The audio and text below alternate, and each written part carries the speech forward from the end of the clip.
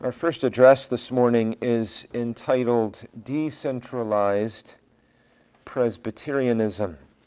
Decentralized Presbyterianism. As you well know, the 17th century produced an enormous body of literature on the doctrine of church government. You see it really from beginning to end of that century. At the beginning of the century, under the rule of James and all that was happening with the reintroduction of Arminianism and the imposition of bishops and so on. You had the Articles of Perth, and there were men like Boyd and Calderwood and others who were writing in defense of the Reformed and biblical doctrine over against this Anglican encroachment. You go to the other end of the century, after the Revolution, the 1690s, again, enormous body of literature.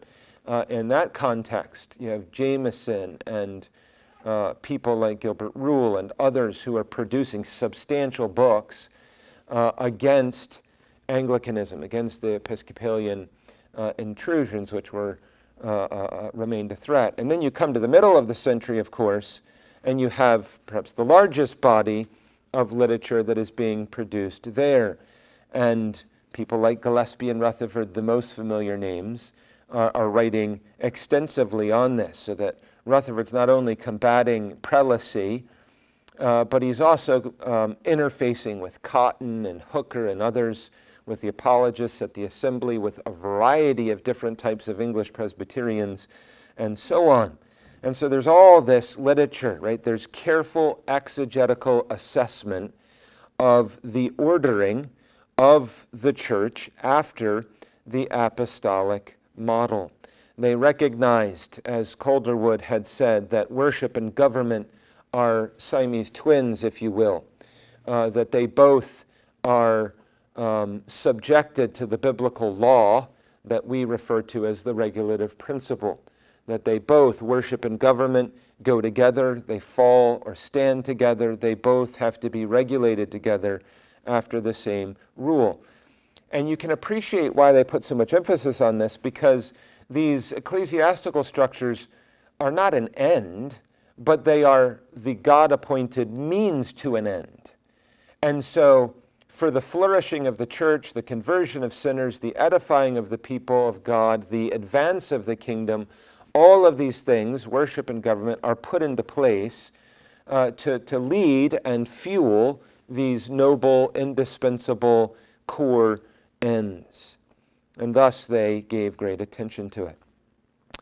Well, that sort of justifies, if you will, the significance of these type of topics. So our address this morning is really on church principles, and the focus of this particular address is really, the emphasis falls on the practical. By that I mean points of practice, how the government of the church is to be carried out in its practice. And this is with a view, of course, to, with the Lord's blessing, an eventual indigenous U.S. denomination. Now is the time for us to be wrestling with some of these questions in anticipation, far better than having to work them out when it's all immediately upon us. So what I hope to do in this address is really to put my finger on a problem, to put my finger on an issue that I think has moment, weight, significance for us, and through that to then begin to reflect together on its implications. So I do not have all the answers. I do not have mature proposals at most levels with regards to this, but rather it's kind of setting something in front of us for our further consideration and discussion, which we'll enjoy, Lord willing, in a few moments. So there's three things I want to do in this address. I'm going to present the problem, and then the principle, and then thirdly, begin to open up some of the implications of practice. So first of all, the problem. In my reading of church history, Presbyterian churches have faced what I think is a perennial problem. It often emerges slowly, subtly, and almost imperceptibly. But it can be summarized in what I call the Babel principle. the Babel principle, the consolidation and centralization of power, evidenced by the engorgement of the highest court and its administrative functions within church structures. Now, we all recognize this, I trust, I hope. We all recognize this trend within the civil realm of countries, right? This tendency toward consolidation and centralization of power at the federal level and all of its, pernicious results, the rise of empires, which are inherently self-destructive, and so on. But this same ploy of the devil manifests within the church. We can observe a gravitational pull toward the accumulation of responsibility and control at the highest tier of the church, which, if left unchecked and unrestrained, leads to a burgeoning behemoth controlled by the few who serve as administrative leaders. Now we see the most pernicious and wicked extreme of this consolidation in the Church of Rome, with the man of sin, the Pope, and the bureaucratic layers of cardinals and archbishops under him. But we need not look that far. So a current example, and I mean no ill here. In fact, you'll see in a moment that we're going to apply this to ourselves. But a current example of this trend in the United States can be found among our brothers and sisters in the PCA. So we love them, we esteem them, much that we have to benefit from their ministries and so on. But it does serve as, I think, a kind of an easy example. Right? Their national administrative offices, headquarters, which is an enormous complex. I was there yesterday. Huge buildings, multiple buildings, employs, to my best estimation, around 300 people. So the administrative offices employ about 300 people, the overwhelming majority of whom hold no ecclesiastical office. MTW has become tantamount to a full-blown corporation with countless layers of administration and employees, disproportionate to the number of actual missionaries. The General Assembly includes a commanding suite of committees that govern the affairs of the denomination and an empowered judicial commission which assumes significant responsibility in appeals related to matters of discipline. So that's perhaps an easy example. But lest we be tempted to stand upon some pretended moral high ground, the same problem can be found within the history of Scottish Presbyterianism. And for the sake of brevity and to bring it even closer to home, we even see evidence in the Free Church. Now, there are not multitudinous examples, but I'm going to limit myself to one. The disruption church faced significant hardships, including financial ones. And the motivation and desire to alleviate these hardships by the church at large sharing the burden, with stronger churches supporting weaker ones, was thoroughly biblical. It was exactly right. That, thus far, it is following the biblical model.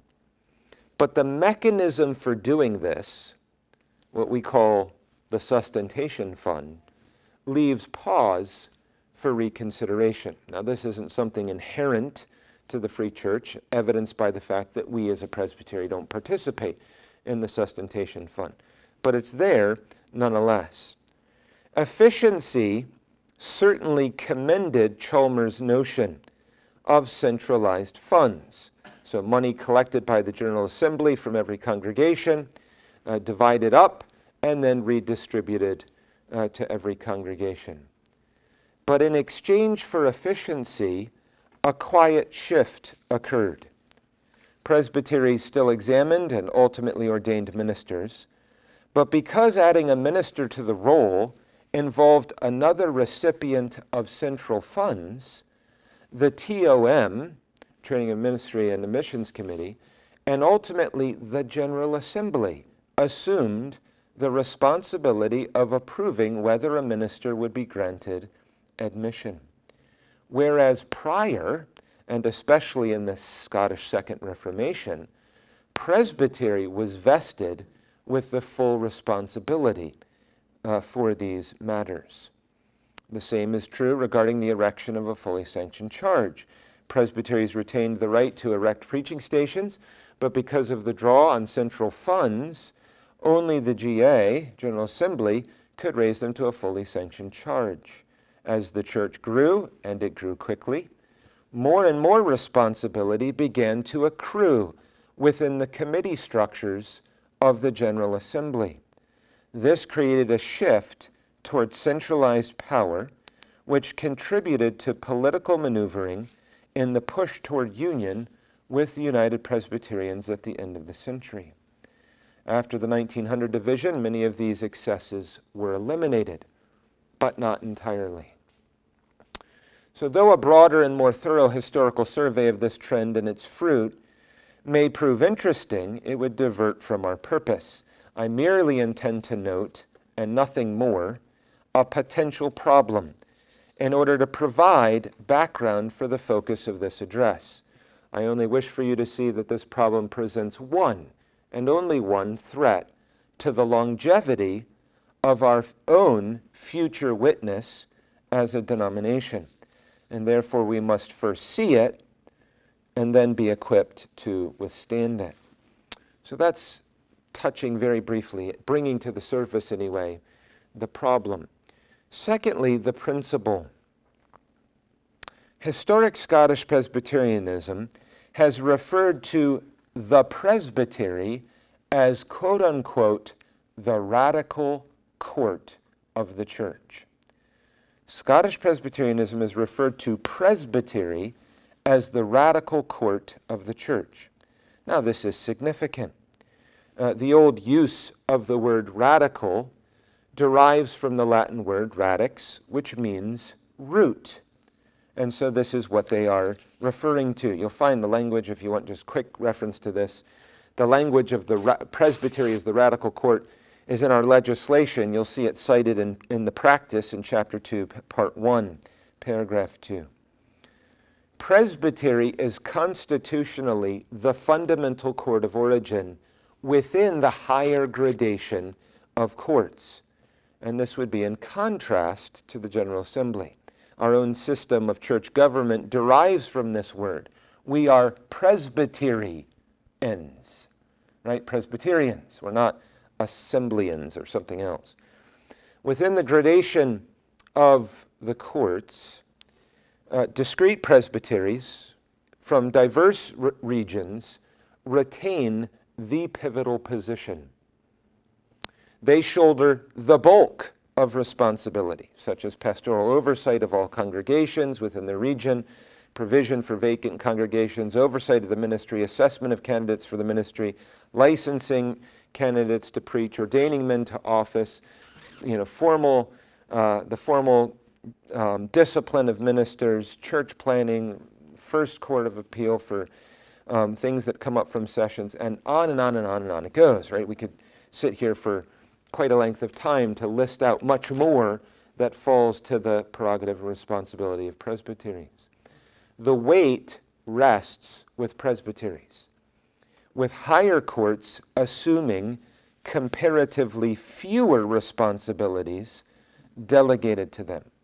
So to be clear, we maintain tenaciously the biblical doctrine of the gradation of courts in Jus Divinum Presbyterian church government. So we would contend very strongly for the important role of the General Assembly. Brothers, this is not a question of the principle, but rather of the scope of the highest court. Not a question of the principle, but of the scope of the highest court. The General Assembly clearly maintains functions in judicial and legislative matters, and so on. More importantly, the New Testament itself exemplifies a decentralized form of Presbyterianism, some of which I will note under the third point. And significantly, this was true even while the temporary apostolic office was operative, It was still decentralized. And this is also the model provided in the Scottish Second Reformation. So to go back to what I said in the earlier part, in the 17th century, this problem of prelacy arose. And the problem was twofold, worship and government. And they shared the same root problem. The problem was that they were returning to the ceremonial institutions of the Old Testament, in other words, Judaizing, and importing those into New Testament practice. That's seen in terms of the worship, where you have all of this physicality and the pomp and circumstance and all of the ordinances that are brought back in from the Old Testament. You also see it in church government, in the adoption of the ceremonial hierarchical structures of the priesthood and so on, which is also Judaizing. Now, biblical Christendom and the Reformed Fathers recognized that all of these things pointed forward to the coming of the Lord Jesus Christ. He is the great high priest that is exalted. And so there's a move from Jerusalem, which was the center of both worship and church government. There's a move from earthly Jerusalem to heaven, where Christ is. And in worship, that results in a simplicity of New Testament worship, a simplicity of ordinances, because the old ceremonies are fulfilled in Christ, and the glory of the new is the fact that our worship transpires in the very courtroom of heaven. And we have Christ himself in his heavenly sanctuary, and the presence and power of the Spirit, and so on and so forth. Well, likewise with regards to church government. There is, in one sense, we would say we're centralized Presbyterians. But our center is in heaven, where Christ is only head and king of his church and the high priest over his people. In that sense, we could say we're monarchical, because there is one king. We have one king. It's Christ who is king. But the result is a simplicity in the structures of church government and a decentralized nature of church government on earth under the Lord Jesus Christ. And we see that, for example, in the Presbyterian principles of both parity and plurality within the offices of the church courts. Right? We have equal representation of ministers and elders, two distinct offices, but in terms of the courts, they operate with plurality and parity. So there's an equality in terms of the governance of the church, rule in the church, shepherding, and so on and so forth. There's no hierarchy. They're the same in terms of their functions within the church court. So the point is, this is a model that was also provided in the Scottish Second Reformation. And so, for example, it's interesting, you have Rutherford and especially Gillespie actually striking this note, though in different terms. And so you're at the Westminster Assembly, and the divines, represented a wide range of views. You had everything from Anglicans on one end to various types of Congregationalists on the other. But there was a diversity also that existed among the Presbyterian majority. We tend to think of the English Presbyterians and the Scottish Presbyterians as monolithic because they're both called Presbyterians. But that was by no means the case. Even among the English Presbyterians, you could find 4 or 5 different views on church government. And generally speaking, the English tended to be more hierarchical in their views of Presbyterianism, with a few of them being almost proto-Episcopalian. And so interestingly, and consequently, Rutherford and Gillespie found themselves at times actually aligning with the apologists, or we think of as the Congregationalists at times. There's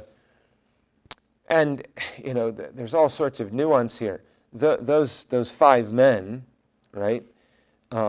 Goodwin and Bridge and Burroughs and so on, they weren't Brownists in the kind of purest sense of independence, right? They actually asserted the place of a synodical structure and so on and so forth. But that aside for a second, they found themselves aligning, especially regarding questions of church power and the recipient of the keys. Now, they differed with them on important points regarding those issues, but they also shared something with them in contrast to the English Presbyterians. And the primary spokesman of the English advocated a descending flow of church power, so from top down, over against an ascending flow of delegated powers, bottom up. But I digress. Presbytery as the radical court of the church can be immediately seen within our own practice. So again, for the sake of brevity, I'll give you two easy examples of this, though many more could be provided. So first of all, for example, presbyteries have the determining voice in the membership and constituency of the General Assemblies. Presbyteries are the ones who appoint the commissioners that comprise the GA. And as our legislation states, quote, the General Assembly differs from the inferior church courts in the circumstance that as a body, it has no permanent existence. Whatever powers or functions belong to the General Assembly belong to it entirely as a representative and temporary body. Now, what I hope to see is that this whole idea begins to take a sharp turn and is undermined specifically by the expansion of General Assembly committee structures. I'm going to come back to that. And so presbyteries are the ones who have the determining voice in the constituency. We've noted that the General Assembly is a temporary body, that its constituency changes from year to year and so on. This was certainly the case in the New Testament, right? We have this principle illustrated for us in Acts 15, but it bears all the marks of what we're seeing in the historic legislation of our Scottish Presbyterian Church. The other higher court, provincial synods, are comprised of the membership of its respective presbyteries. And so there's no change there. And it functions mainly as a court of review. So that's the function of a provincial synod, is to serve as a court of review. That's the language out of our legislation. Another example is our famous and very important Barrier Act of 1697. This is something all of our students have to learn a good bit about. It's an important point in our history of our church. So you have the Barrier Act, which was employed throughout the centuries and crucial in the 1900 crisis. As you know, this is an act to prevent sudden alteration or innovation in the constitution or practice of the church in matters of doctrine, worship, discipline, or government. The original wording of the Act, 1697, begins with an appeal to, quote, the frequent practice of former assemblies of this church. And indeed, its origin stems from the earlier acts in 1639 and 1641. In other words, during the period of the height of the Second Reformation. The Act puts, transfers a pivotal position to the presbytery. So it involves three steps. At one meeting of the General Assembly, they can approve of a change, but it cannot immediately pass into law as part of the constitution of the church. Because first of all, the General Assembly must first transmit the matter in the form of an overture to all the presbyteries. And the presbyteries must grant, first of all, their approval. So that's a qualification. If and only if it receives the support of the presbyteries, then another independent and duly constituted assembly must again approve the matter before it becomes a part of the legislation of the church. So you can see these, you can see an illustration, easy illustration, familiar illustration of the principle that I'm highlighting here. And so the focus of this address centers on the role of presbyteries, especially. When I say decentralized Presbyterianism, it's recognizing biblically and ecclesiastically, constitutionally, the weight of responsibility that falls to presbyteries over against the highest court of the church within the gradation of the courts in a denomination. Now, this is tangential, but the rights and privileges of individual congregations, while relevant to the basic principle we're considering, and which includes important implications in practice, would have to be explored in a different address. It's too big. But there are some things to think about there as well. I will give you one, just so that it's not so vague that you're missing my point. There's actually some ambiguity in different parts of in different parts of our legislation regarding excommunication, and that needs to be explored, I think, more fully. So, what do I mean? Is it the case that, with regards to the censure of greater excommunication, is it the case that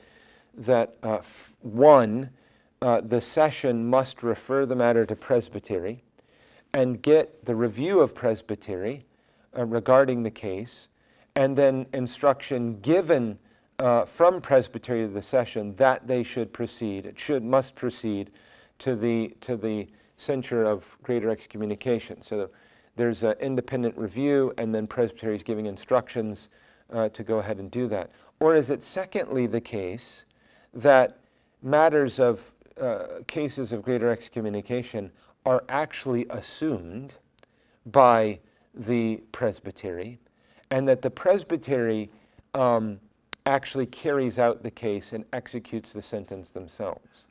So you can see the difference in those two models. I perhaps haven't articulated as clearly as it could, but you can see the difference. So my point is there's questions to be explored in terms of the relationship of congregations to presbyteries as well. But clearly, I think the role of presbyteries is the one that I think needs to be emphasized in my assessment and reading throughout the annals of church history. So that brings us thirdly to practice, and I'll try to go quickly here so that we have time for discussion.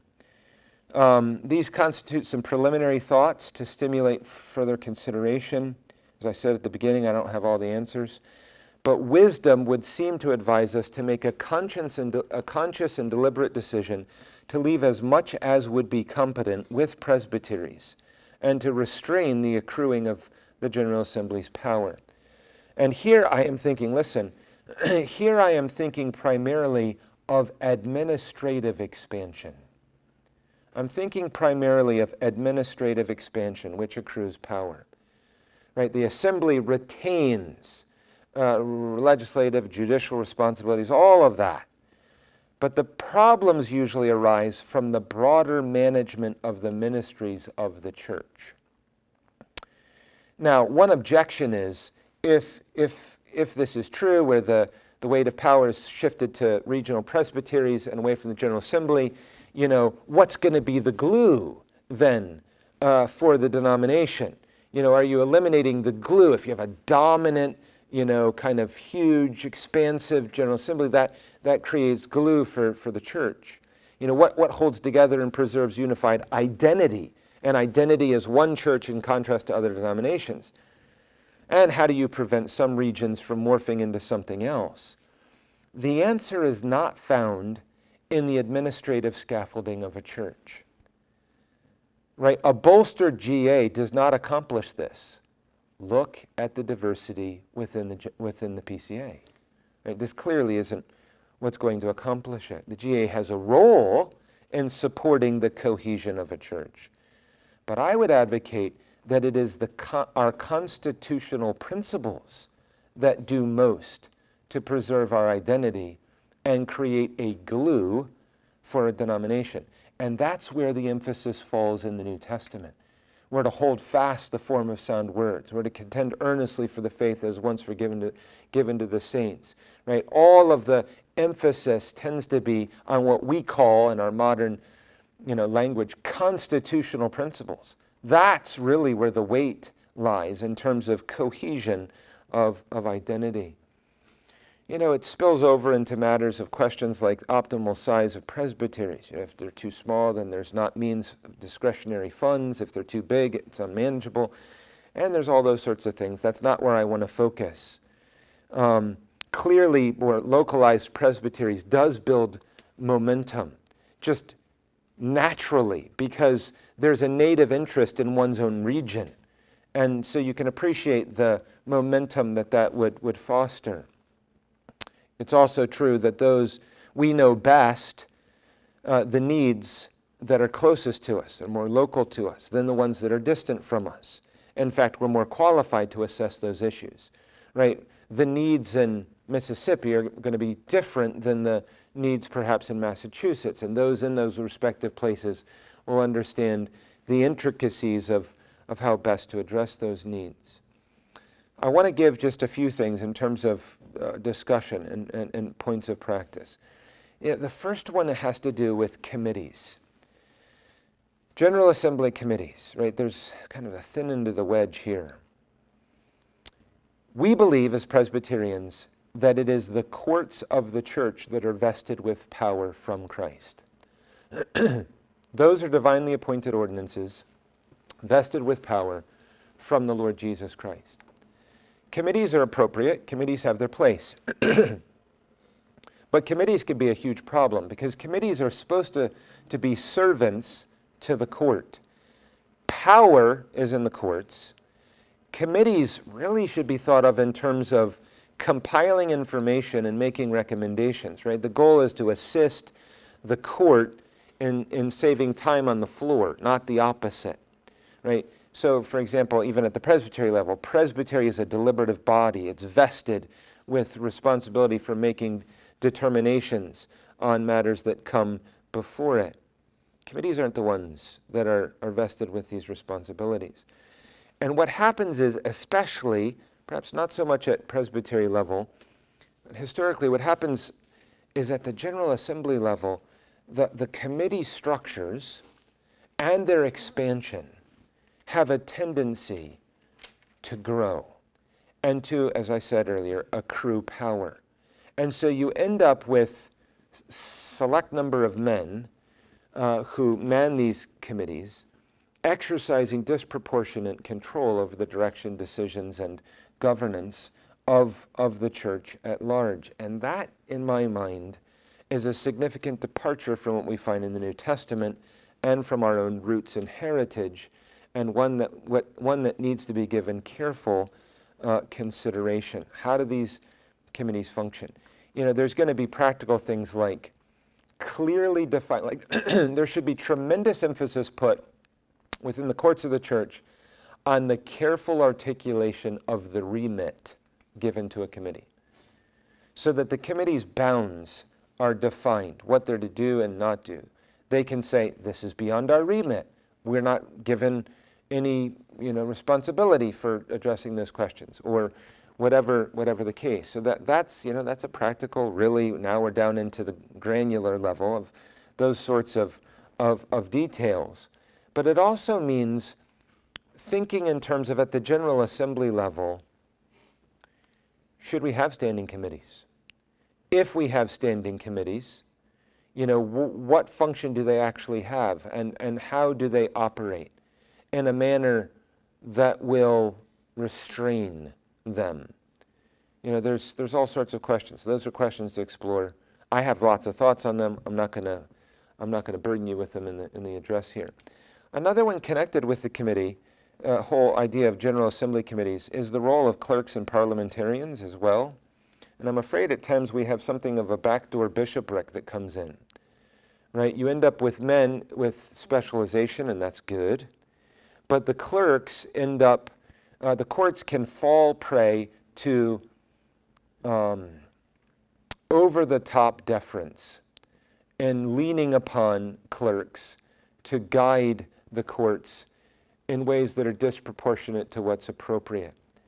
So we have to be careful here as well in terms of understanding the role of the clerks.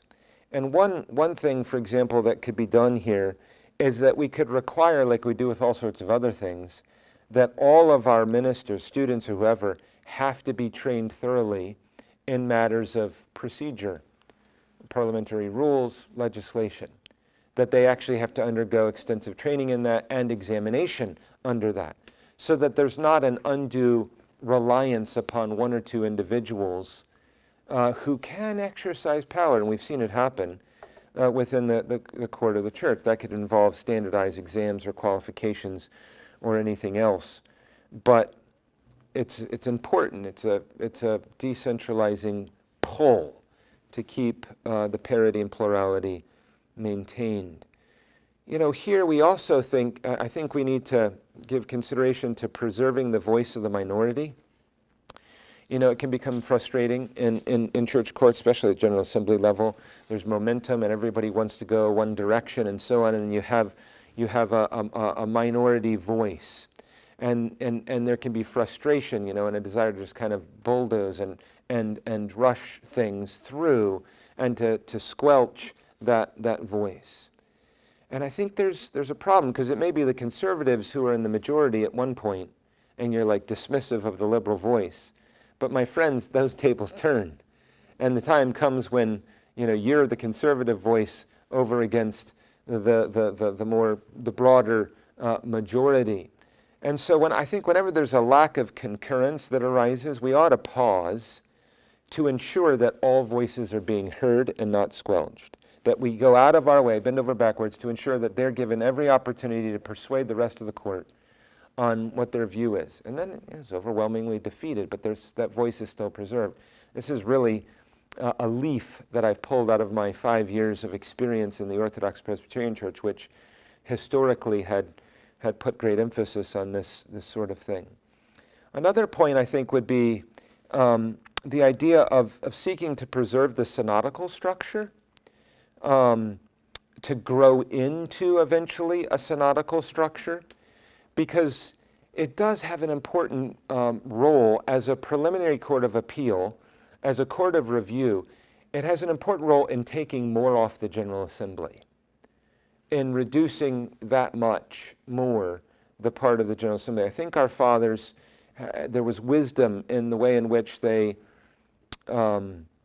implemented this biblical principle of the gradation of courts and the inclusion of provincial synods. So it's something, at least, because it takes things off of the General Assembly, it's something for us to give consideration to. It's interesting, and again, we're a little granular here, but you know, in my observation over 20 years in the Free Church at the General Assembly, you know, I noted that in terms of titles, the word minister is used, and it began to dawn on me later. They're actually carrying on something that goes way back, and probably aren't even self-conscious of it anymore. But because of plurality and parity within the office of the church, there's something commendable about not using ecclesiastical or civil titles within the courts. And you know, I haven't done this as moderator, you know, myself, but you know, consistently. But the idea of everybody's a mister, there's something to that, right? The ecclesiastical and civil titles in that context are pushed into the background. A huge item under the practical implications here has to do with finance. I mean, you open the New Testament scriptures, and the practice of biblical Presbyterianism, their apostolic practice. And what do you have? You have the European churches, and they're collecting money in, you know, Macedonia and Corinth and, you know, Philippi and so on, and they're sending money back to Judea. They're sending money back to Jerusalem and so on. There's something very decentralized in the way in which that functioned. Yes, you know, Paul at times would function as the courier.